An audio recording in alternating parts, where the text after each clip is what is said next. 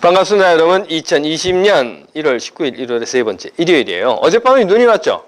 여러분들 보셨을 거예요. 오후부터 눈이 왔는데요. 일기예보는 시간당 1인치씩 온다 그랬어요.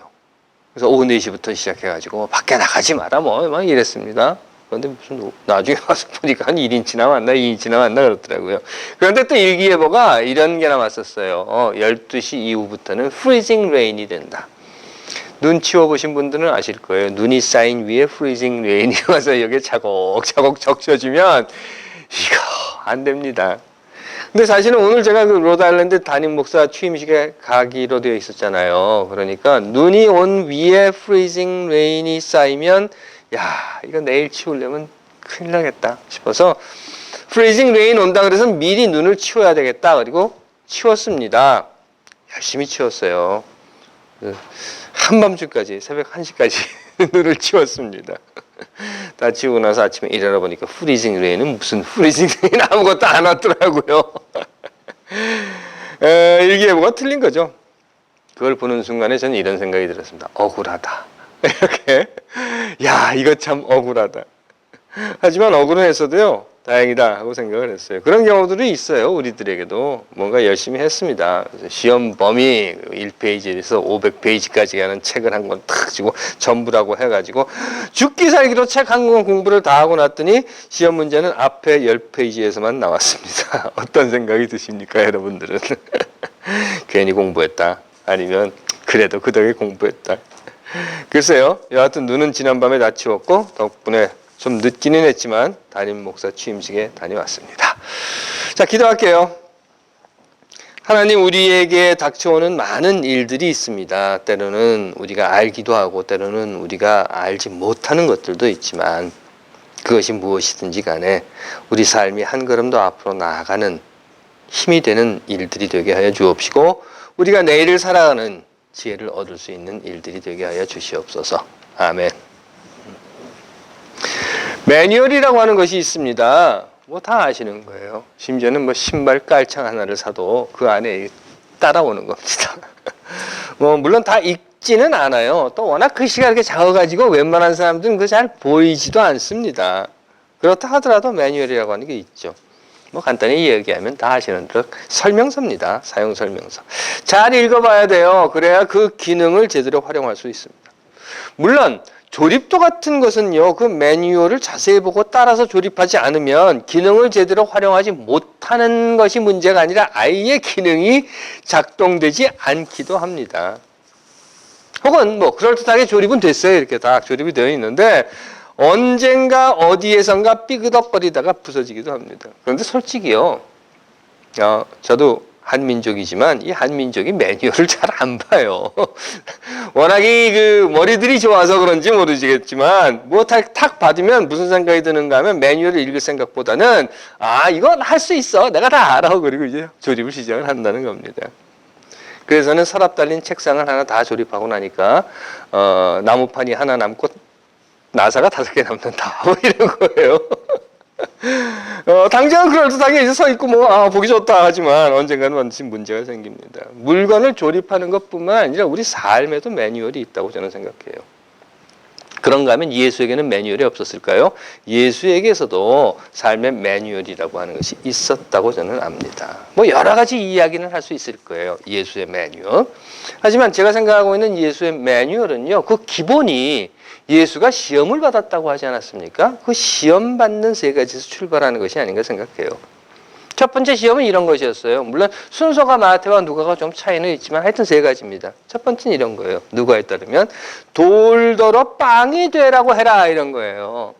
돌들이 많이 있으니까 그거 다 빵 만들어 봐 이랬다는 거죠. 그러자 예수의 대답은 사람이 빵만 먹고 사는 거 아니라 라고 했다는 겁니다. 또 두 번째는요, 그 매뉴얼을 여기에서부터 찾을 수 있는 거예요. 자, 나한테 절만 하면 말이야, 여기 있는 건 다 내 것이 될 수 있는 거야. 그러니까 나한테 그냥 절만 한번 해봐. 이랬다는 거죠. 그러자 예수는 이렇게 말했다고 해요. 주님이신 너의 하나님을 예배하고 그분만 섬겨라. 그것밖에는 할 게 없다. 라고. 또 세 번째는요, 여기에서 예수의 매뉴얼이 나와요. 당신이 하나님의 아들이거든 여기서 뛰어내려 봐라 이러는 겁니다. 높은 성전 꼭대기에 탁 데리고 가서 야 세상이 다 보이잖아. 모든 사람들이 다 너를 쳐다보고 있어. 여기서 내가 탁 뛰어내려 봐. 그러면 천사들이 이렇게 손으로 딱 받쳐서 절대로 털끝 하나 다치지 않게 해줄 거야 라고. 그런데 예수의 대답은 이런 것이었습니다. 하나님을 떠보지 마라. 하나님 시험하지 마라. 간단히 말하면 하나님 가지고 장난치지 마라 이런 것이었죠. 이 세 가지 예수에게 있어서의 기본 매뉴얼이 있었다는 겁니다. 돌, 빵, 그러니까 사람이 먹는 것만 가지고 사는 거 아니야. 이런 것이었고 나한테 절을 해. 그러니까 절을 하고 복종할 곳은 오직 하나님 한 분뿐이야. 또 여기서 뛰어내려봐. 그러니까 하나님 가지고 장난치지 마. 이런 거였습니다. 글쎄요, 요즘도 그런 사람들이 있더라고요. 박정희가 5,000년 민족의 가난을 뭐 이런 거 이런 이야기들 하죠. 물론 박정희가 그렇게 하지는 않았지만 그런 말을 하면서 이런 말을 따라해요. 너희들 굶어봤어? 이런 거. 근데 우리가 흔히 꼰대라고 부르지 않습니까? 근데 요즘 꼰대는요 나이와 상관이 없는 것 같아요. 보이기는 뭐 어려도 한참 어린 애들인데 그 중에서 이런 소리를 하는 애들이 있어요. 너희들이 밥을 굶어봤어? 뭐 이런 거. 글쎄 뭐 잘 먹이면 된다 하는 논리는요 동막골 촌장이나 주민들에게는 통하는 말이겠지만 사람은 먹는 것보다 더 귀한 것이 있다는 겁니다. 그래서 누군가 그랬다고 하죠. 배부른 돼지가 되기보다는 배고픈 사람이 되겠다. 수천 년 전에 예수 이전에 이런 얘기를 했다고 합니다. 예수의 첫 번째 삶의 매뉴얼이 이것이었어요. 사람은 먹는 것만으로 사는 게 아니다. 그럼 권력은 어떻습니까? 제가 잘 아는 어르신이 한 분 계셔요. 이미 돌아가셨는데요. 박정희 이래 김대중 정부까지 지속적으로 총리뿐 아니라 온갖 총리급 관직을 제안받으셨습니다. 어느 기록에 보니까 12번이었다 그래요. 평생 사시면서 아마 다전을 채우시려고 그러셨는 모양이에요. 12번. 모든 제안을 거절하신 이유가요. 그 핵심은 바로 이것이었어요. 벼슬을 얻기 위해서 권력에 굽신거려서는 안 된다. 이것이었습니다. 잘 아시는 대로 김준혁 선생님이 이야기해요. 내가 다 줄게. 뭐든지 다 줄게. 나한테 절만해. 이런 거예요. 내 말만 들으면 내 소신 버리고 내게 복종하면 넌 이 모든 걸 다 가질 수 있어. 라고 하는 거였습니다. 그런가 하면 민복기라고 하는 자가 있었죠. 이 자가 일제강점기 때부터 판사질을 했어요.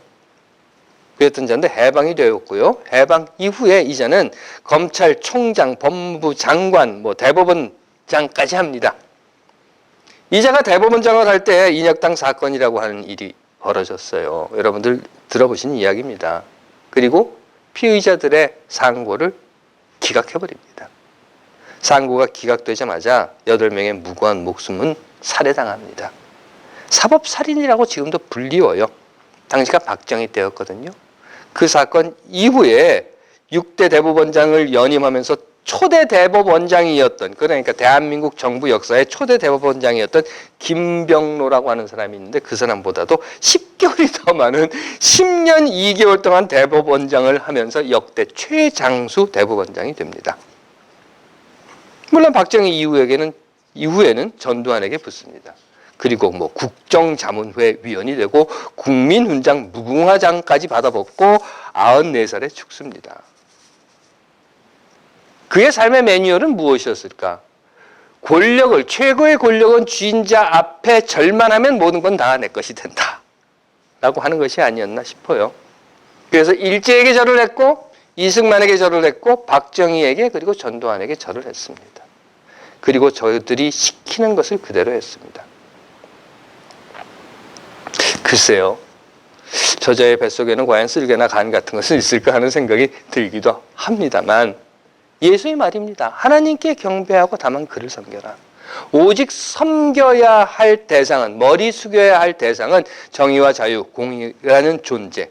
비록 그를 따르다가 고통을 당하고 고난을 당하고 억압을 당하고 심지어는 죽음에 이른다 하더라도 이것이 곧 예수의 두 번째 매뉴얼이었습니다. 그리고 예수는 자신의 삶의 그 두 번째 매뉴얼에 따라서 십자가에서의 죽음까지도 거부하지 않았던 겁니다. 그리고 예수의 세 번째 매뉴얼은요. 하나님 떠보지 마라 하는 거예요. 하나님 가지고 장난치지 마라 하는 이야기입니다. 예수 장사꾼들이 요즘 우리 눈에 너무도 많이 보여요. 그러다 보니까 이제는 뭐 개독교, 목사 이런 소리는요 그냥 일반 명사가 되어버렸습니다. 최근에는 누가 이런 얘기를 하더라고요. 빤사도 있답니다. 야, 목사는 내가 들어봤는데 빤사는 뭐냐? 빤스 목사랍니다. 뛰어내리면 모두가 보고 있어 하는 이야기예요. 지금 예수를 데리고 성전 높은 곳에 탁 올라가서 야 모든 사람들이 보는 데서 탁 뛰어내려봐라. 그러면 모든 사람들이 막 확 환호성을 치고 오빠 하고 부르는 오빠 부대가 생길 수도 있어. 인기도 얻고 돈도 생기고 그러니까 하나님 팔아서 장사하는 자들에게 있어서는 결국 하나님 가지고 장난치는 것이 되고 마는 겁니다. 아시죠 여러분들? 장사는 왜 합니까? 이웃 나무라고 하는 거예요. 물론 장사도 양심적으로 그래서 사과 하나를 1달러에 사가지고 와서 운임에 보관에 진열에 경비 들어가는 것 뭐 게다가 또 나도 좀 남겨야지 해서 뭐 1달러 20센트 정도에 팔면 그건 말이 됩니다. 그런데 1달러짜리 사과를 사다가 이 사과로 말씀드릴 것 같으면 금가루를 뿌려서 키웠고 이 사과 안에 들어있는 씨는 모두 다이아몬드고 이러면서 100달러에 받고 팔아먹는다고 하면 간단히 말해서 사과 가지고 장난치는 겁니다.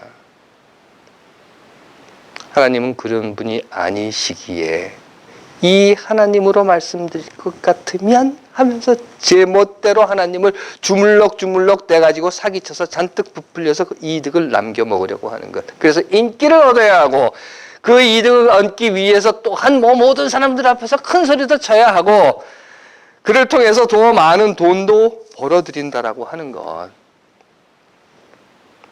예수의 세 번째 삶의 매뉴얼은 이것이었습니다. 하나님 가지고 장난치지 마라. 저는 요즘 대한민국에서 벌어지고 있는 일들이 매뉴얼을 만들어가는 과정이 아닌가 하는 생각을 합니다. 물론 지금까지 대한민국이요.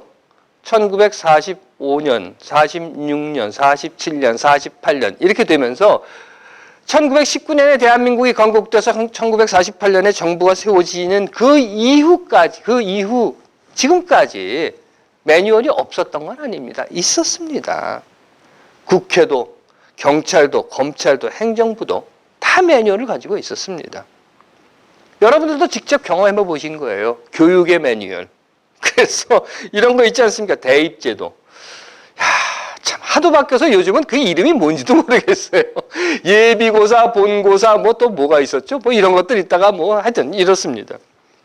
그런데 그 매뉴얼을 가지고 있었음에도 불구하고 그 매뉴얼이 매번 바뀌는 거예요. 누구에 따라서? 권력을 쥔 자에 따라서. 그러다 보니까 어떤 때는 한문을 배우기도 하고 어떤 때는 매뉴얼에 한문 가르치지 마 그래서 한문을 안 배우기도 하고 이랬다는 겁니다.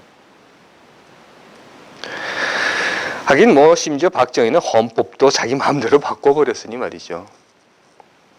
그런 매뉴얼을 지금 다시 만들어가는 과정이라고 저는 생각을 해요.